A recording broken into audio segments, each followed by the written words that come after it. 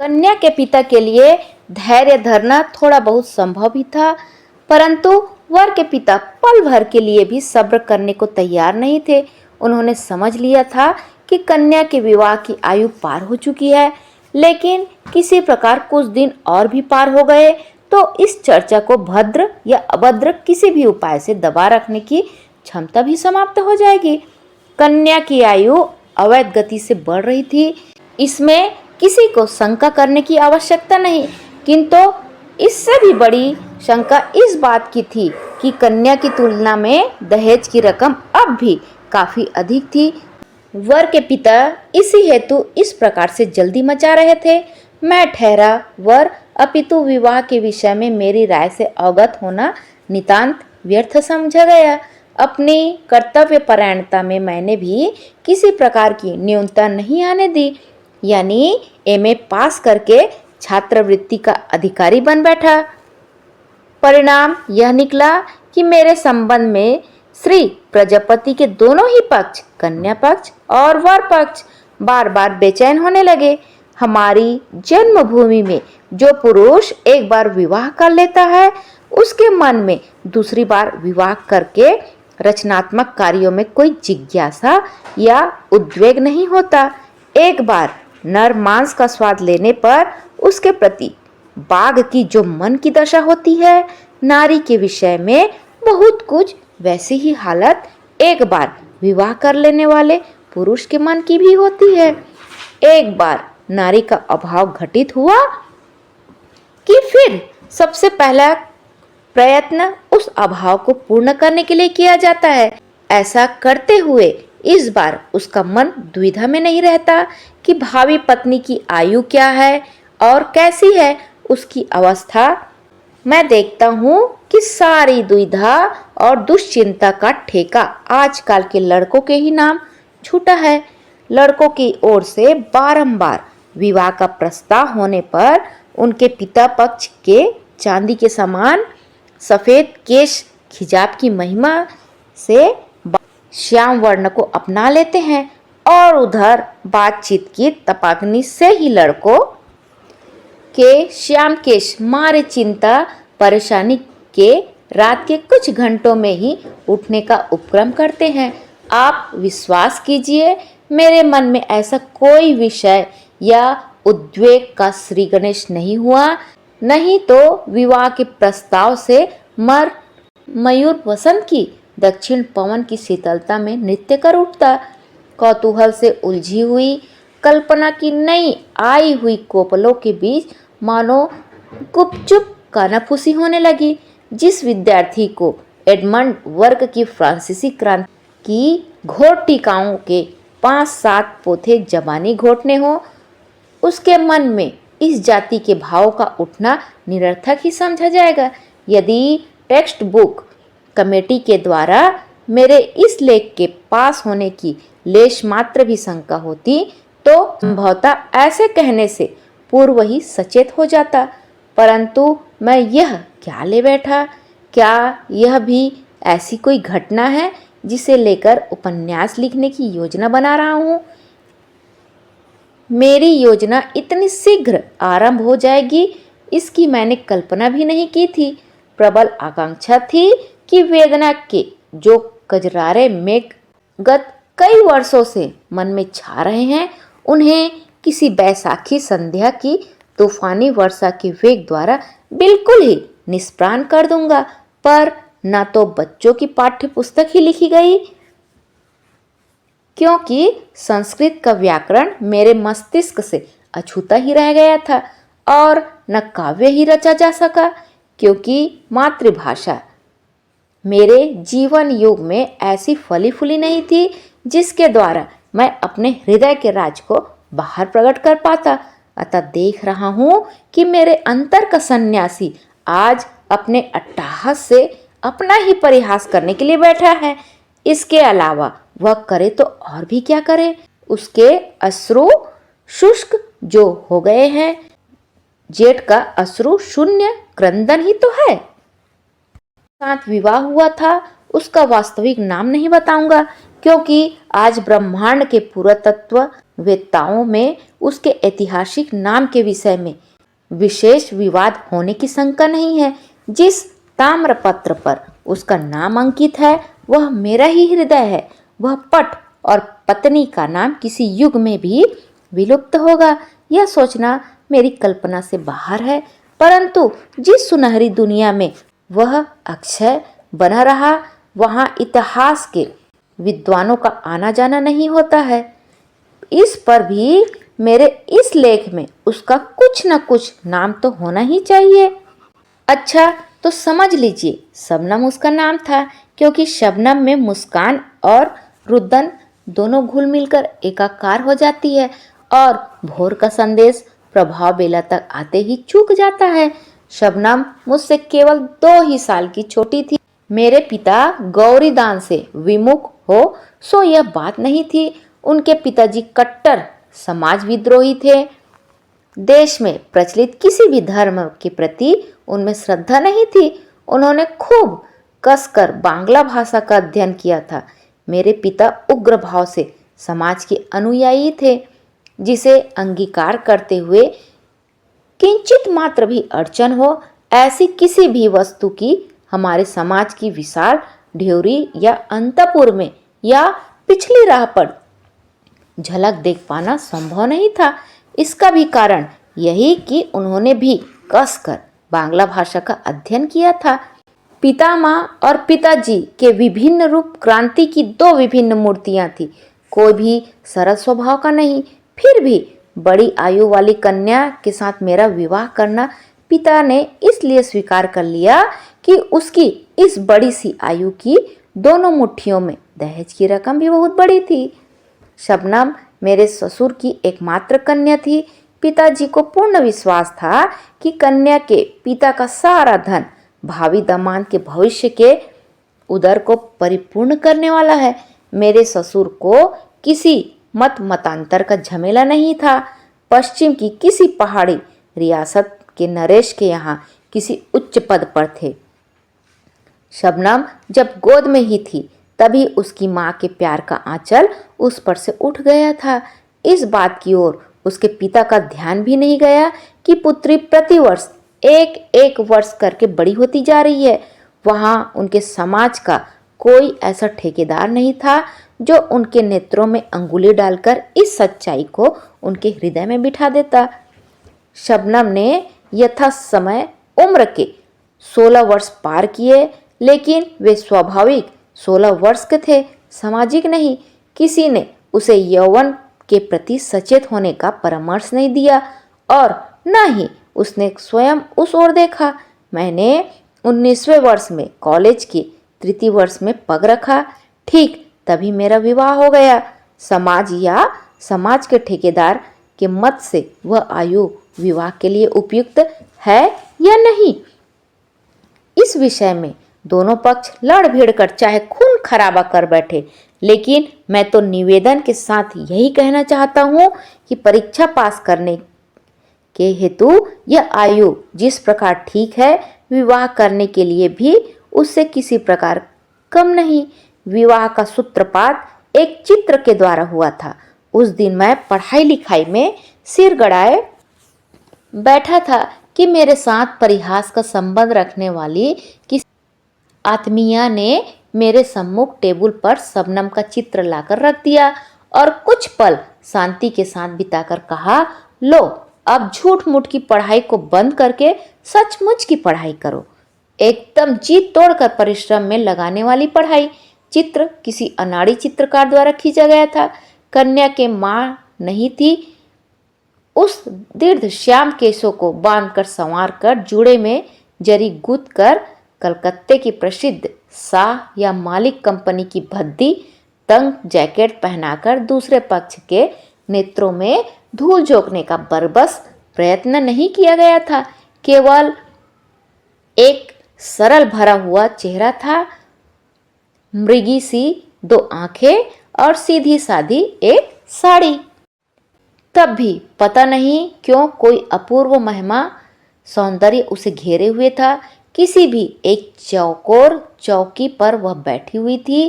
पीछे आवरण के स्थान पर एक धारीदार सतरंजी झूल रही थी। पास में तनिक सी ऊंची तिपाई पर ही फूलदानी में फूलों के सुंदर गुलदस्ते दिख रहे थे। ईरानी कालीन पर साड़ी की तिरछी किनार के किंचित अनाबद्ध दो कोमल खाली पैर चित्र की उस रूप सुधा को जैसे ही मेरे मन के जादू का स्पर्श मिला कि वह मेरे अंतर मन में जाग उठी। वे दोनों कजरारी आंखें मेरे सारे चिंतन को चीरकर मुझ पर जाने कैसे अनोखे भाव से आकर स्थिर हो गई और उस तिरछी किनार के निम्न भाग के दोनों अनावृत पगों ने मेरे अंतर पर बस अपना घर बना लिया। पत्रे की तिथियां आई गई हो गई। विवाह के 2-3 लग्न भी बीत गए, लेकिन मेरे ससुर को छुट्टी मिलने का नाम ही नहीं। इधर कुछ मास से मेरे देखते देखते एक अकाल मेरी इतनी बड़ी अविवाहित उम्र को फिजूल ही 19वें वर्ष की ओर धकेलने का प्रयास कर रहा था। ससुर और उनके अधिकारियों पर मुझे खींच होने लगी। विवाह का दिन ठीक अकाल की पूर्व लग्न पर ही आकर पड़ा। उस दिन की शहनाई की हर तान आज मुझे स्मरण हो रही है। उस दिन के प्रति मुहूर्त को मैंने चेतना के साथ स्पर्श किया था। मेरी यह 19 वर्ष की आयु मेरे जीवन में सदैव रहे, मैं उसे कदापि नहीं भुला सकूंगा। विवाह मंडप में चहुं और कोलाहल सा फैला हुआ था। उसी के बीच कन्या का कोमल हाथ मैंने अपने हाथ में पाया। मुझे स्पष्ट तरीके से याद है, यही मेरे जीवन की एक परम आश्चर्यजनक घटना है। मेरे मन ने बारंबार यही कहा, इसे मैंने पाया है, हासिल किया, किंतु किसे? यह तो दुर्लभ है, यह नारी है, इसके रहस्य का क्या कभी और छोर पाया जा सकता है? मेरे ससुर का नाम गौरीशंकर था। जिस हिमाचल पर वे उच्च पदाधिकारी थे, उसी हिमाचल के मानो मोती थे। उनके गंभीरता के शिखर पर क्षेत्र में कोई प्रशांत स्वच्छ हंसी उज्जवल होकर छाई हुई थी। उनके हृदय के स्नेह स्रोत का संधान जिसने भी एक बार लिया, उसने फिर कभी उनसे संबंध विच्छेद करने की चेष्टा नहीं की। काम पर लौटने से पूर्व उन्होंने मुझे बुलाकर कहा, बेटा, अपनी बच्ची को 17 वर्ष से जानता हूँ और तुम्हें अभी कुछ दिनों से इस पर भी सौंपा तुम्हारे ही हाथों में है। जो निधि आज तुम्हें मिली है, किसी दिन उसका मूल्य भी परख सको, इससे बढ़कर आशीर्वाद मेरे पास नहीं। मेरे माता पिता ने उन्हें बारंबार आशा भरे शब्दों से कहा, समधी जी, कुछ चिंता न करना, तुम्हारी पुत्री जैसे पिता को छोड़कर आई है, वैसे ही यहाँ माता पिता दोनों पाए, ऐसा ही समझिएगा। शबनम से विदा होते समय वे हंसकर बोले, बिटिया, चल दिया, इस बूढ़े पिता को छोड़ तेरा कौन अपना रहा है। आज से यदि इसका कुछ भी गुम हो जाए तो इसके लिए मुझे जिम्मेदार न ठहराना। शबनम ने उत्तर दिया, क्यों नहीं, यदि कभी इतनी सी चीज गुम हो गई तो आपको सारी हानि भरनी पड़ेगी। अंत में घर रहते हुए जिन विषयों पर बहुधा ही झंझट खड़े हो जाते थे, उनसे उसने पिता को बार बार सचेत कर दिया। भोजन के विषय में अनियम का उन्हें खासा अभ्यास था। कुछ विशेष प्रकार के अपथ्य भोजन पर उनकी विशेष रुचि थी।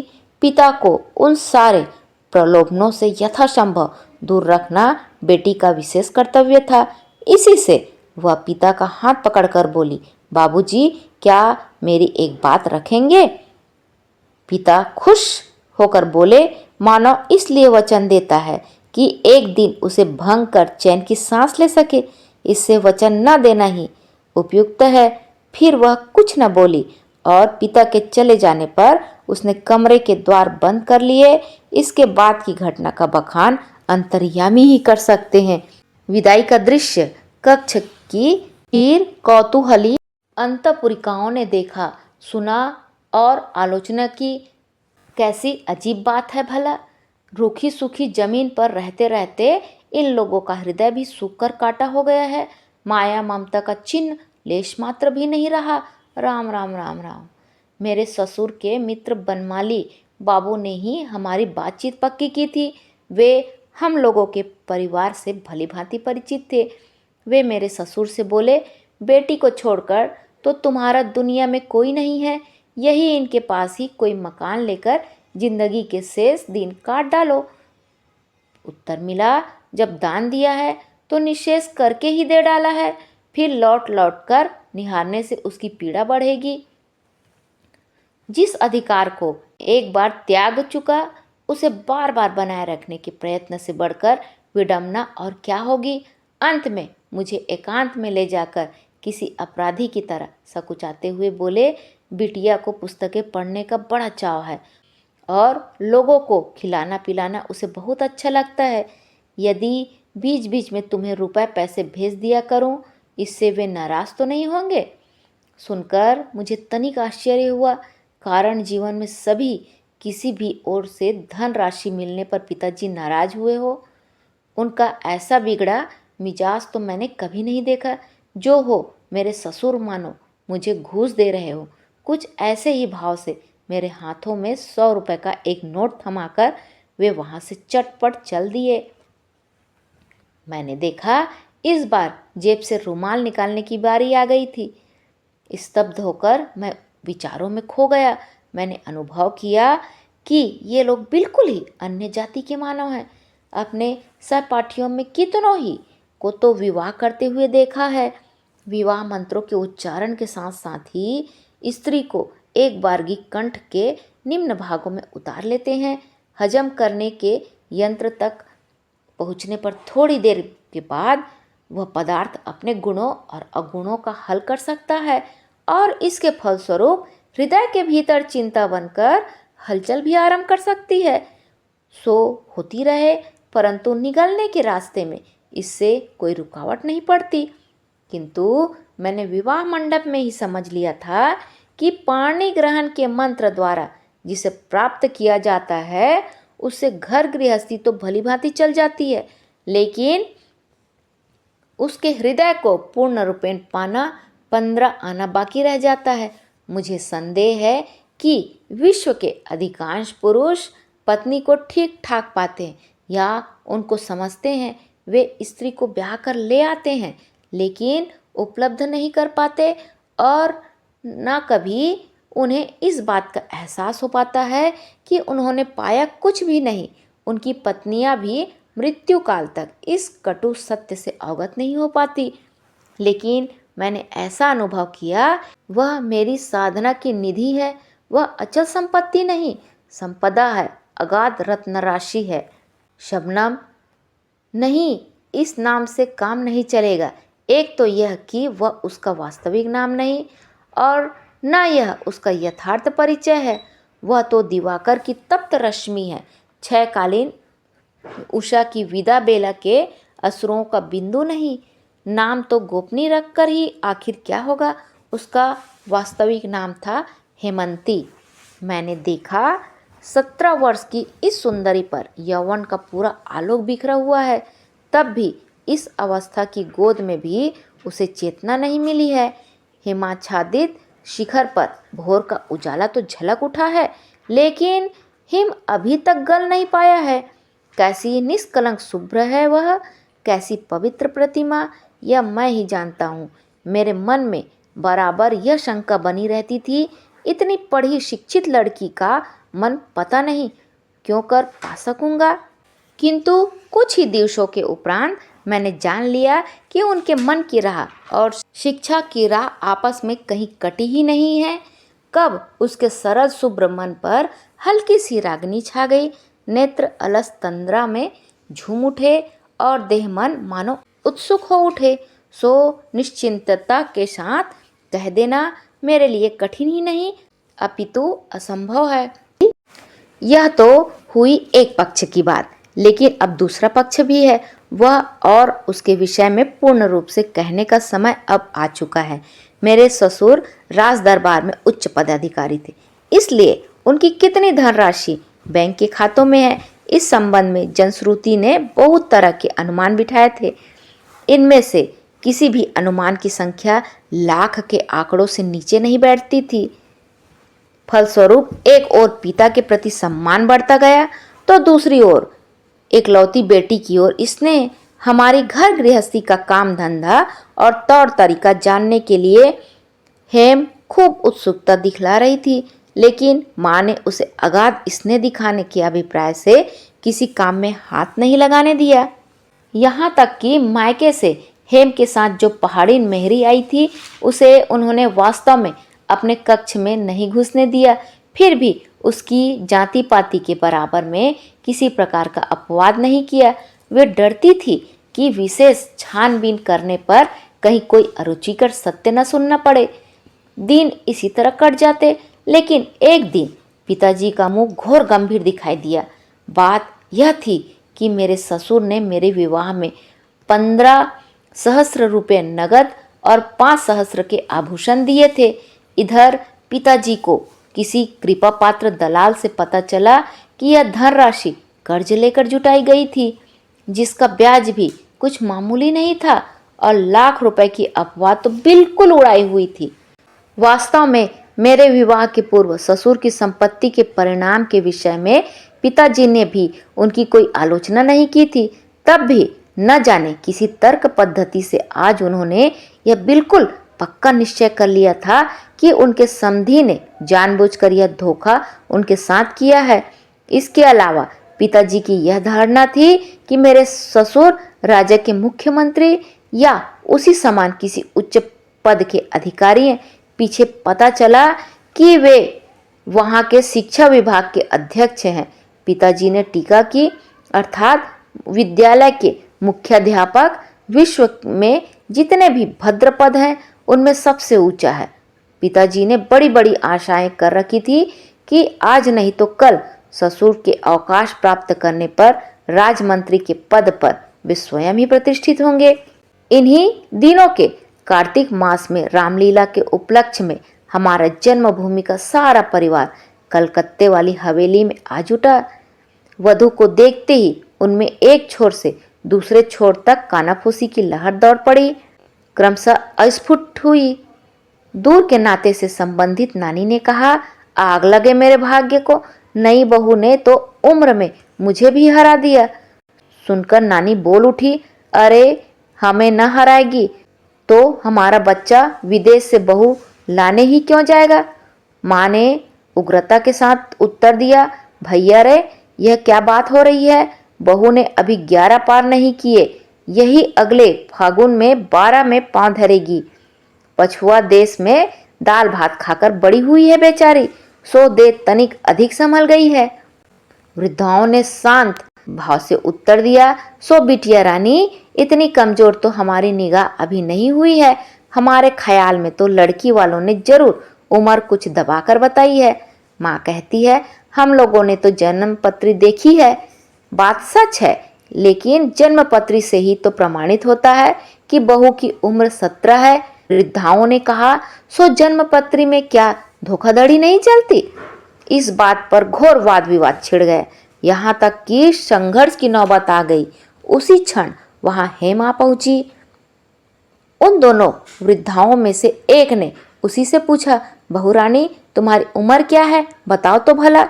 माँ ने आंखों से संकेत किया, परंतु हेम उनका मतलब नहीं समझी। बोली 17।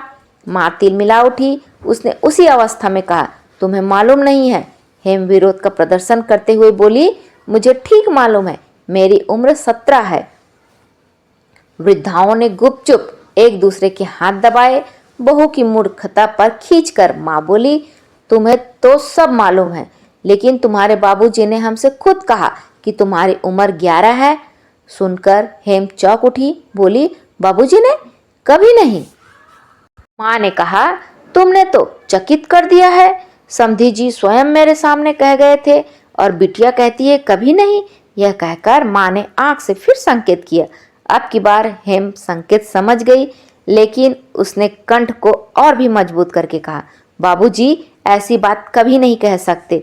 माँ धीरे आवाज में कहती है, तू क्या मुझे झूठा ठहराना चाहती है? हेम कहती है, बाबूजी कभी झूठ नहीं बोलते। इसके बाद माँ जितना भी अपवाद फैलाने लगी, उतनी ही कालीमा फैलकर सबको एकाएक लिपने पोतने लगी। इतना ही नहीं, माँ ने नाराज होकर पिताजी के सम्मुख अपनी बहू की मूढ़ता और जिद्दीपन की शिकायत रखी। पिताजी ने उसी क्षण हेम को बुलाकर धमकाते हुए कहा, इतनी बड़ी अविवाहित कन्या, ये अवस्था 17 वर्ष तक की थी। यह कन्या के लिए कोई बड़प्पन की बात है जो उसका ढिंढोरा पीटते फिरोगी? हमारे घर में यह सब नहीं चलेगा, कह देता हूँ। हाय रे भाग्य! बहुरानी के प्रति पिताजी का यह मधु मिश्रित पंचम स्वर इस प्रकार उस्ताद बाज खां के घोर सड़च तक कैसे उतर आया? हेम ने व्यथित होकर पूछा, यदि कोई उम्र जानना चाहे तो क्या उत्तर दूं? पिताजी कहते हैं, झूठ बोलने की आवश्यकता ही नहीं, कह दिया करो मुझे नहीं पता, मेरी सास माँ जानती है। इसके बाद झूठ किस तरह बताया जाता है, इसका सारा उपदेश सुनने के बाद हेम कुछ इस तरह चुप हो गई कि पिताजी को यह समझना बाकी न रहा कि उसका सारा सदुपदेश बिल्कुल चीकने घड़े पर पानी की तरह पड़ा। हेम की दुर्गति पर दुख क्या प्रकट करूं? उसके समक्ष तो मेरा मस्तक ही नत हो गया।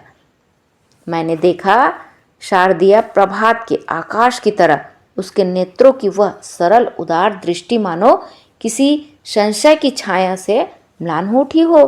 भीत मृगी की तरह मानो उसने मेरे मुख की ओर देखा और सोचा, मैं कदाचित इन्हें नहीं पहचानता। उस दिन मैं एक सुंदर जिल्द वाली अंग्रेजी कविताओं की एक पुस्तक खरीद करके उसके लिए लाया था। उसने पुस्तक को अपने सुंदर हाथों से थामा, फिर धीमे से गोद में रखकर एक बार भी खोलकर नहीं देखा। मैंने उसके दाएं हाथ को अपने हाथों में लेकर कहा, हेम, मुझ पर नाराज न होना, मैं तो तुम्हारे सत्य के बंधन में बंधा रहा हूँ। सुनकर वह कुछ न बोली, केवल तनिक मुस्कुरा दी।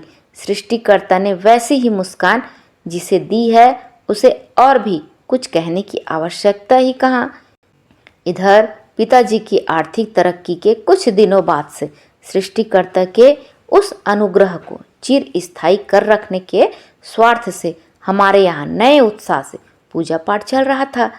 आज तक कभी भी पूजा अर्चना में बहू की कभी भी बुलाहट नहीं हुई। अचानक नई वधू को पूजा का थाल सजाने का आदेश मिला। वह बोली, माँ, मुझे समझा दो कैसे क्या करना होगा। प्रश्न कुछ ऐसा न था जिसे सुनकर किसी के सिर पर आसमान टूट पड़ता। यह तो सब लोग भली भांति जानते थे कि मात्रहीना हेम प्रवास में ही इतनी बड़ी हुई है। तब भी इस उद्देश्य का आशय तो केवल हेम को लज्जित करना ही था। सो सभी ने अपने गाल हथेली पर रखकर कहा, हाय मैया, यह भला कैसी बात है? आखिर किस नास्तिक के घर की बेटी है? बहू घर की लक्ष्मी अब इस गृहस्थी से विदा होने ही वाली है, देरी मत समझना। और इसी प्रसंग में हेम के पिता को लक्ष्य करके न जाने कितनी अकथनीय बातें की गई। कटु आलोचना की हवा जब से चलनी आरंभ हुई थी, तब से हेम आज तक बराबर चुप रहकर सब सहन करती आ रही थी। कभी पल भर के लिए भी उसने किसी के सामने आंसू नहीं बहाए थे, लेकिन आज तो उसकी बड़ी बड़ी आंखों को प्लावित करती हुई अश्रुओं की झड़ी लग गई। वह खड़ी होकर बोल उठी, आपको मालूम है, वहां मेरे बाबूजी को सब लोग ऋषि कहते हैं, ऋषि मानते हैं। सुनकर उपस्थित लोगों ने पेट भर के दिल के गुबार निकाले। इस घटना के बाद जब कभी उसके पिता का उल्लेख करना होता तो सब लोग यही कहते, तुम्हारे ऋषि बाबूजी। इस बहू का सबसे मर्म का स्थान कौन सा है, इसे हमारे यहाँ सब ने अच्छी प्रकार समझ लिया था। वास्तव में मेरे ससुर ब्राह्मण थे और न ईसाई और बहुत करके नास्तिक भी नहीं। पूजा अर्चना की बात कभी उनके ध्यान में ही नहीं। बेटी को उन्होंने शिक्षित बनाने का प्रयत्न अवश्य किया था, कितने ही उपदेश भी दिए थे, लेकिन सृष्टिकर्ता के संबंध में कोई उपदेश नहीं दिया। इसी बारे में पूछने पर उन्होंने इतना ही कहा, जिस विषय को मैं स्वयं नहीं जानता उसे सिखलाना केवल कपट ही होगा। ससुराल में हेम की एक सचमुच की भक्तिन थी, मेरी छोटी भगिनी नारायणी। वह अपनी भाभी को बहुत प्यार करती थी। उसके लिए उस बेचारे को काफी प्रताड़ना सहनी पड़ती थी। घर में हेम के अपमान की कहानी मुझे उसी से सुनने को मिलती थी। हेम के मुंह से कभी किसी दिन भी सुनने को नहीं मिला। लज्जा का आवरण उसके अपने लिए नहीं था, बल्कि मेरे लिए ही था। बाबूजी के पास से वह जो पाती वह मुझे पढ़ने के लिए दे देती। ये पत्र छोटे होने पर भी रस से भरपूर होते थे। वह स्वयं भी उनको जब कभी पत्र लिखती तो मुझे अवश्य दिखा देती। बाबूजी के साथ उसका जो नाता था, उसमें अपने साथ मुझे भी बराबर का भागी बनाए बिना उसका दाम्पत्य पूर्ण जो नहीं हो पाता। उसके इन पन्नों में ससुराल के संबंध में किसी प्रकार की शिकायत का आभास मात्र भी नहीं। यदि होता, भावी आशंका की संभावना थी। कारण नारायणी से मैंने सुन लिया था कि जांच के लिए बीच में उसके पत्र गोपनीय रीति से खोल लिए जाते हैं। इन पत्रों में उसका कोई भी दोष सिद्ध न होने से ऊपर वालों का मन शांत हो सो बात नहीं, बल्कि आशा टूटने का दुख ही संभवतः उन्हें ज़्यादा टीसा करता था। इसलिए उन्होंने चिढ़कर कहना शुरू कर दिया था कि आखिर इतनी जल्दी जल्दी पत्र डालने की ही भला कौन सी ज़रूरत है। मानो बाबा ही सब कुछ हैं, हम लोग क्या कोई नहीं। और इसी प्रकार की अनेक अरुचिकर बातों का तांता शुरू हो गया। मैंने क्षुब्ध होकर हेम से कहा, तुम बाबूजी को पत्र लिखती हो, वह किसी और को न देकर मुझे ही दे दिया करो। कॉलेज जाते समय राह में छोड़ दिया करूँगा। चकित होकर हेम ने कहा, क्यों? मैंने संकोचवश कोई उत्तर नहीं दिया, किंतु हवेली में सबने कहना प्रारंभ कर दिया था, अब लड़के के सिर चढ़ना शुरू हुआ है। बीए की उपाधि अब ताक पर धरी रहेगी। आखिर उस बेचारे का भला दोष ही क्या है?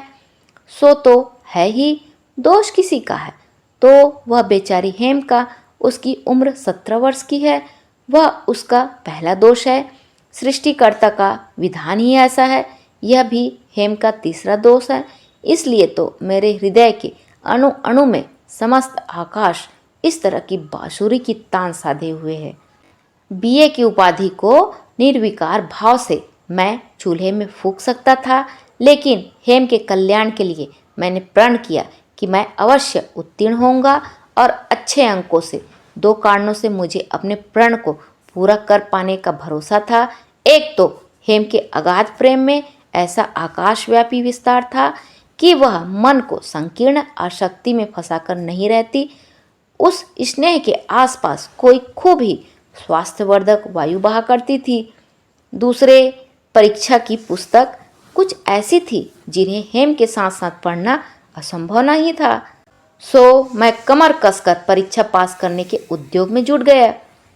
एक दिन रविवार की दोपहरिया में बाहर के कमरे में बैठा हुआ मैं मार्टिन की आचार शास्त्र वाली पुस्तक की खास खास पंक्तियों के मध्य के पथ को चीरते हुए लाल पेंसिल का हल चलाए जा रहा था कि अचानक सामने की ओर मेरी दृष्टि जा पहुंची।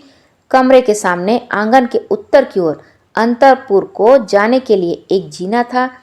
इसी बंद जीने में बाहर की तरफ सिंकेचेदार खिड़कियां थी। मैंने देखा कि हेम उन्हीं में किसी एक खिड़की के पास पश्चिम की ओर निहारती हुई चुपचाप बैठी है। उस ओर मल्लिक की बगिया है, जिसमें कचनार का पेड़ गुलाबी पुष्पों के भार को संभाले खड़ा हुआ है। इस भाषाहीन गहरी वेदना के रूप को आज तक इतने सुस्पष्ट भाव से मैंने नहीं देखा था। खास कुछ भी नहीं। अपने कमरे में से मैं किंचित पीछे की ओर दीवार के सहारे टिके उसके सिर के भंगी भाव भली भांति देख पा रहा था। मेरा अपना जीवन इस तरह लबालब भर गया था कि किसी प्रकार की कोई शून्यता मैंने आज तक देखी ही नहीं थी। आज अकस्मात अपने बिल्कुल ही किसी बहुत निराशा का घना गड्ढा देखा था। इस तलहीन गर्त को मैं क्यों कर कैसे पूरा कर सकूंगा?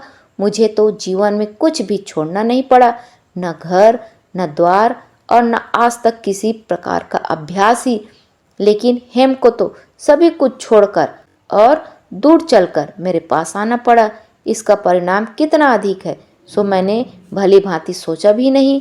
हमारे घर में अपमान के कांटों की सेज पर वह बैठी है। हमको उसको हमने आपस में विभक्त कर लिया है। उस वेदना के आंसू को हम दोनों ने एक साथ ही पिया था, इसलिए हम दोनों एक दूसरे के निकट थे। परंतु हिमाचल में पली हुई यह गिरी नंदिनी 17 वर्ष की लंबी अवधि तक अपने बाह्य और अंतः जीवन में कैसी विशाल युक्ति के मध्य पली थी, कैसे कठोर सत्य और उदार आलोक में उसकी छवि एवं प्रकृति इस प्रकार स्वच्छ और सबल हो चुकी है। उस सारे वैभव से आज हेम का नाता किस प्रकार निष्ठुरता के साथ तोड़ दिया गया है, इस बात का आज से पूर्व मैंने कभी अनुभव ही नहीं किया था। कारण उस स्थान पर हेम के साथ मेरा आसन बराबरी का न था। वह तो अंदर ही अंदर पल पल तिल तिल करके मैं मृत प्रायसी होती जा रही थी। उसे मैं सब देख सकता था, लेकिन मुक्ति नहीं। मुक्ति मेरे अपने अंतर में ही कहाँ है। इसी हेतु कलकत्ता की इस संकरी गली में खिड़की के सिंकचों के भीतर से मुख आकाश के साथ उसके मुख मन की बातचीत हुआ करती। किसी दिन रात को उठकर मैंने देखा वह बिछौने पर नहीं है, हाथों पर सिर को थामकर तारों से भरपूर आकाश की ओर मुंह उठाए वह छत पर लेटी है। मार्टिन का चरित्रता का बखान वहां पड़ा रह गया।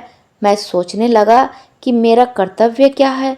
बाल्यकाल से ही पिताजी के साथ मेरे संबंध में मेरे संकोच की सीमा न थी। सक्षम होकर कभी उनसे किसी वस्तु के लिए प्रार्थना करने की न तो मेरी आदत ही थी और न साहस। लेकिन आज मुझसे न रहा गया। लाज और संकोच को ताक पर धरकर मैं उनसे कह ही बैठा, उसकी तबीयत आजकल कुछ अच्छी नहीं है, सो एक बार बाबूजी के यहाँ भेज देना अच्छा ही होगा। सुनकर पिताजी चकित रह गए। उनके मन में इस बात का तनिक भी संदेह न रहा कि हेम ने ही मुझ में इस अभूतपूर्व साहस का बीजारोपण किया है और अच्छी प्रकार से सिखा पढ़ाकर यहाँ भेजा है। वे तत्काल ही उठकर अंतपुर में गए और हेम से पूछा, बहू तुम्हें क्या नई बीमारी है, बताना तो भला। हेम ने सिर झुकाकर उत्तर दिया, कहाँ, बीमारी तो कुछ भी नहीं है। पिता ने सोचा उत्तर तेज दिखाने के लिए है, किंतु हेम जो प्रतिदिन सूखती जा रही थी सो नृत्य प्रति देखते रहने के कारण हम लोग समझ नहीं पाए। एक दिन बनमाली बाबू ने उसे देखा तो चौंक पड़े। वे बोले, हैं, यह क्या, तेरा मुख ऐसा कैसा हो गया है, बीमार तो नहीं हो? हेम ने कहा, नहीं, परंतु इस घटना के 10 दिन बाद ही अकस्मात मेरे ससुर आ पहुँचे। अवश्य ही बनमाली बाबू ने हेम की तबीयत की बात लिखी होगी। विवाह के बाद पिता से विदा लेते हुए हेम ने अपने अश्रु रोक लिए थे, लेकिन आज जैसे ही उन्होंने उसकी ठोड़ी छूकर मुंह ऊपर उठाया तो अश्रुओं का बांध टूट गया। उसकी भीगी पलकों ने सब कुछ बता दिया। वह बाबूजी को मुख से आधी बात भी न कह सकी। वे इतना भी न पूछ पाए कि तू कैसी है। बेटी की क्षीण गति, म्लान मुख और पलकों को देखते ही उनकी छाती टूक टूक हो गई। हेम बाबूजी का हाथ पकड़कर उन्हें शयन कक्ष में ले गई। कितनी बातें तो पूछने की है, बाबूजी की तबीयत भी तो ठीक नहीं दिखाई देती। हेम बाबूजी के साथ मायके जाने के लिए तैयार हो गई।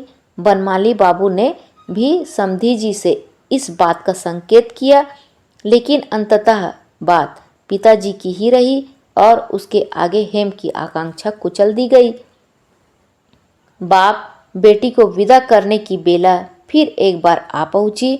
बेटी ने नीरव और शुष्क मुस्कान को पीले मुख पर डालते हुए कहा, बाबूजी, यदि फिर कभी आपने मेरे लिए पागलों की भांति बेतहाशा दौड़ते हुए इस हवेली में कदम रखा तो मैं दरवाजा बंद कर लूंगी।